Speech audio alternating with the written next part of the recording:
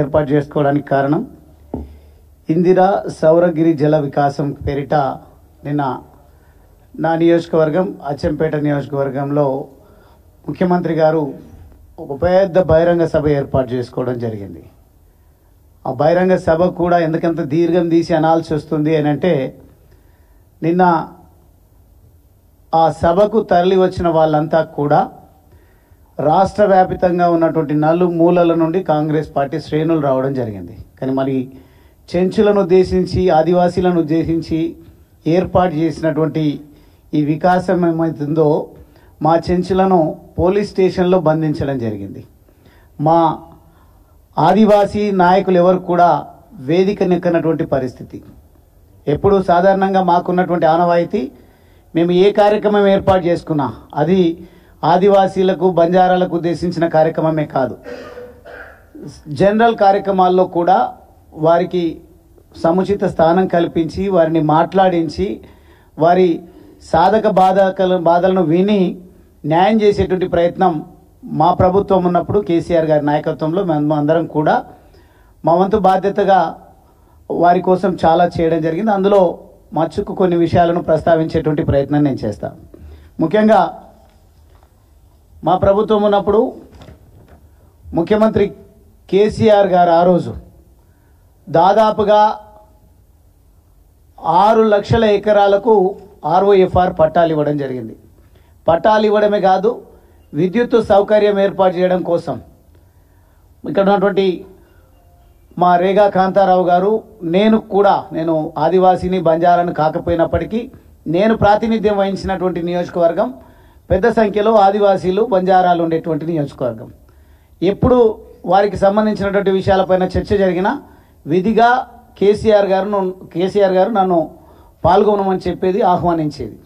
అప్పుడు నేను వెళ్ళినప్పుడు మేము అక్కడ ఉన్నటువంటి వసతుల విషయంలో, ప్రత్యేకించి కొత్త గ్రామ పంచాయతీలను ఏర్పాటు చేసేటువంటి సందర్భంలో చెంచు పెంటలను సైతం గ్రామ పంచాయతీలను చేసినటువంటి చరిత్ర బీఆర్ఎస్ ప్రభుత్వానికి ఉంది.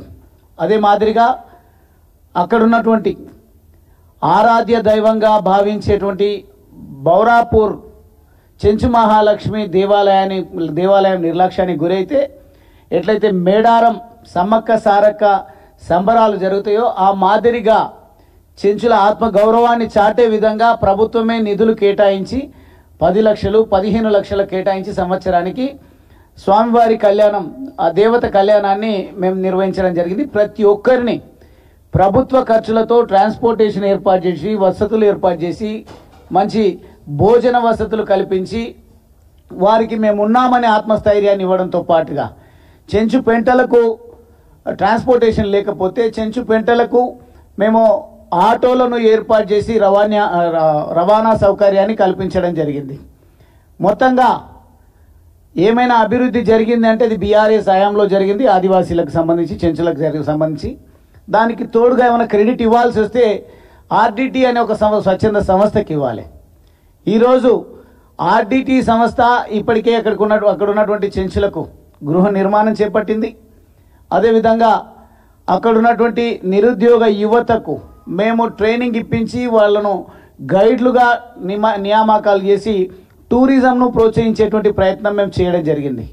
ఇప్పుడున్నటువంటి వాళ్ళు వాస్తవంగా ఐటీడీఏకు కేంద్రంగా మన్ననూరు ఉంది.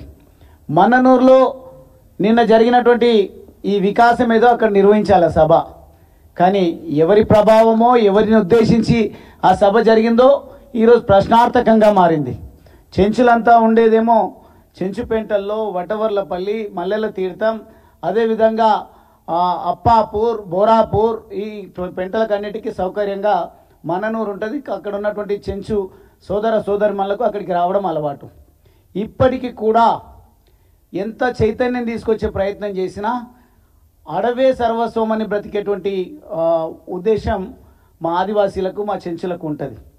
కానీ వాళ్ళను బలవంతంగా బయటికి పంపించాలంటే వారిని మైదాన ప్రాంతం అలవాటు చేయాలనుకున్నారా, లేకుంటే వారికి పెట్టుబడిదారులను పెత్తందారుల కింద పనిచేసేటువంటి ఆనవాయితీ కల్పించాలనుకున్నారా తెలియదు. కానీ ఎక్కడో నిర్దేశించబడ్డటువంటి సమావేశ ప్రాంగణాన్ని కూడా మార్చి ఈరోజు చెంచులను సమావేశానికి రాకుండా పోలీస్ స్టేషన్లో బంధించి నిన్న చెంచు లక్ష్మీ నరసింహస్వామి చెంచు దేవతకు సంబంధించినటువంటి దేవాలయ ప్రారంభోత్సవం నిన్న కార్యక్రమం పెట్టుకుంటే ఆ కార్యక్రమానికి కూడా వెళ్లకుండా పోలీస్ స్టేషన్లో బంధించి ఏ రకంగా వారిని ఆందోళన గురి చేసినరో ఒక్కొక్కరిని మీరు చెంచులతో మాట్లాడినట్టయితే తెలుస్తుంది. సమావేశము ఆదివాసీలకు ఉద్దేశించి నిర్వహించారు.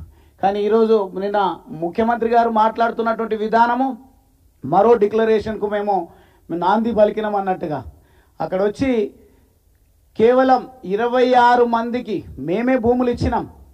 ఎట్లయితే మేము 60,000 ఉద్యోగాలు కల్పించినామని జబ్బలు జరుచుకుంటూ ఊకదంపుడు ఉపన్యాసాలు ఇచ్చుకుంటూ ప్రచారాలు చేస్తూ ఉన్నారో ముఖ్యమంత్రి గారు కాంగ్రెస్ ప్రభుత్వం నిన్న చేసిందంతా మేము పంపిణీ చేసినటువంటి భూములకు ఎలక్షన్ కోడ్ రావడం వల్ల మేము ఆ 26 మందికి కూడా పట్టాలు ఇవ్వలేకపోయినాం. కానీ సిద్ధంగా ఉన్నది, ప్రొసీడింగ్స్ అంతా కూడా అప్పుడే సిద్ధమై ఉన్నాయి.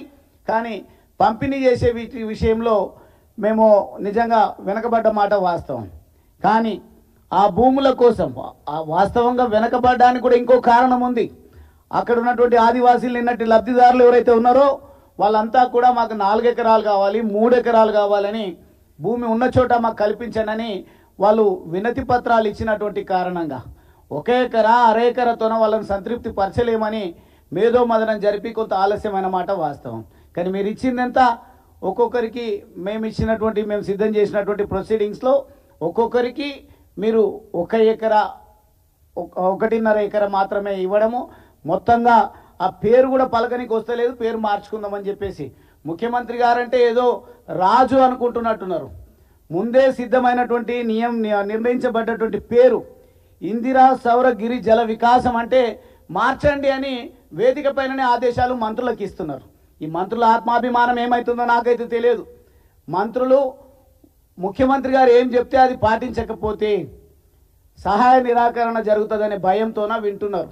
కానీ ఇప్పటికి కూడా బ్లాస్ట్ అవుతున్నారు. ఎక్కడికక్కడ మనం సోషల్ మీడియాలో మెయిన్ స్ట్రీమ్ మీడియాలో గమనిస్తూ ఉన్నాం.